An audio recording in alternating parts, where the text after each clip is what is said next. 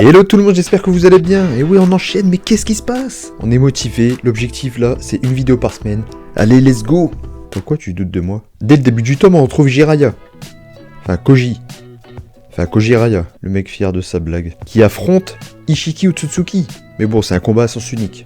On est d'accord. Mais on se prend d'affection pour Koji. Mais c'est normal, on a l'impression de voir Jiraiya se battre. Et quand il se retrouve au sol battu par Ishiki, on a vraiment l'impression de voir Jiraiya dans ces derniers moments.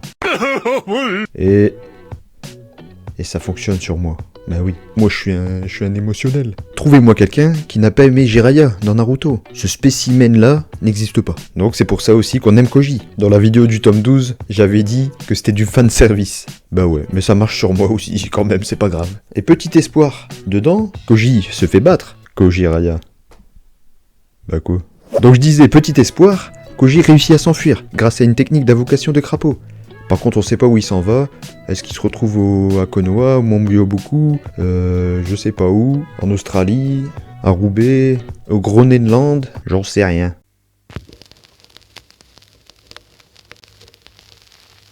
Et à peine débarrassé de Koji, Ishiki Otsutsuki est déjà à Konoha. Faut dire qu'il est un peu pressé le bonhomme. Il lui reste 2-3 jours max à vivre. Et ça, c'est sans se battre, sans utiliser son énergie vitale. Malheureusement pour lui, ça attendra. Sasuke a mis au point une stratégie stratégique pour éloigner Ishiki de Konoha et de Kawaki en utilisant le pouvoir spatio-temporel de Boruto. Ensuite, il n'y avait plus qu'à rejoindre Boruto avec Naruto. Maintenant voilà, ils sont dans un espace tranquille pour pouvoir se battre. Ça va faire gagner du temps, c'est bien. Je me dis, Ishiki, il aurait très bien pu revenir à Konoha pour chercher Kawaki. Mais bon, il aurait pu chercher longtemps, mais voilà, il aurait pu chercher. Alors qu'il lui reste même pas 2-3 jours à vivre, il va perdre de l'énergie vitale à se battre contre Naruto et Sasuke. Et Boruto aussi. Oh, par contre, on en parle. Sasuke, lui, il se fait défoncer dans cet homme. On dirait vraiment un débutant. Dès qu'il se relève, il se fait chiffonner, mais vraiment, un vrai chiffon. Je le reconnais pas, là, je reconnais pas Sasuke. Boruto, lui, bah, je sais pas ce qu'il fout là. Peut-être parce que grâce à lui, enfin, grâce à la stratégie de Sasuke, on a pu éloigner Ishiki de Konoha. Et aussi parce que le manga, il s'appelle Boruto aussi. Hein. Ouais, faut pas l'oublier. Et il a de la chance, parce que Ishiki, lui, il veut pas tuer Boruto. Bon, la vraie raison aussi derrière tout ça, c'est parce qu'il veut utiliser Boruto comme amuse-bouche, comme apéritif à Jubi. Sympa le projet, hein. D'ailleurs, j'ai dit que dans le tome 12, que Kaguya était d'un niveau supérieur à Ishiki Otsutsuki. Mais est-ce que c'est ma nostalgie de Naruto qui fait dire ça? Est-ce que c'est parce que j'ai connu Kaguya avant qui me fait dire ça? Parce que là, dans le tome 13, on a de quoi avoir des doutes. Donc, d'après Amado, alors, page 141, je vais lire...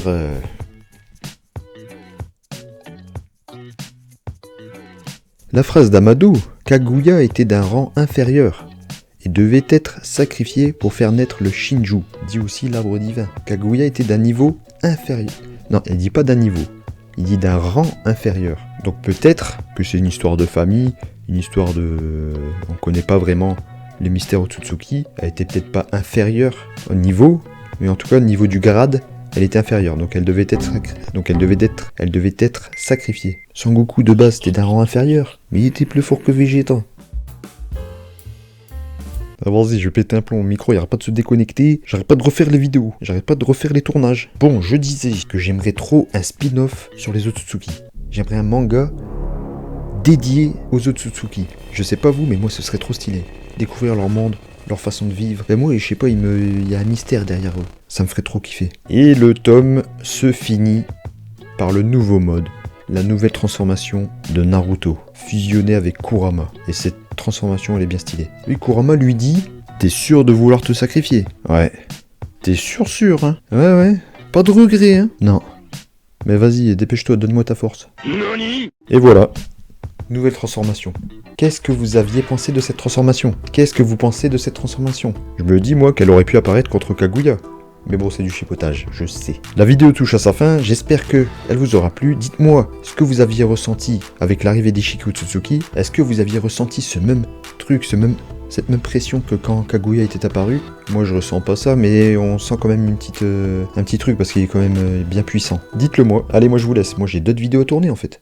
Allez, ciao, main droite. Ciao.